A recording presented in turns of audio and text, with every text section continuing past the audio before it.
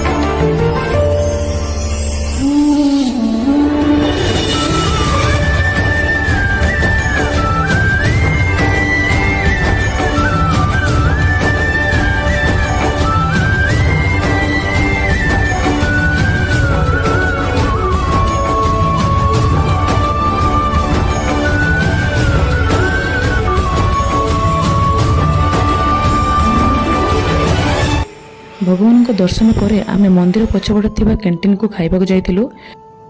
छोले पटरे चाट दशा तीन भौणी मगेलु।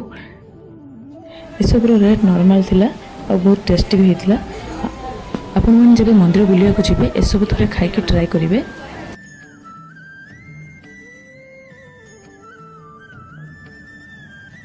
तापर आम आइसक्रीम खाई रूम को फेरिलु। मो वीडियो आपण मानक केमिति लागिला कमेंट माध्यम निश्चय जनइबे। जय जगन्नाथ।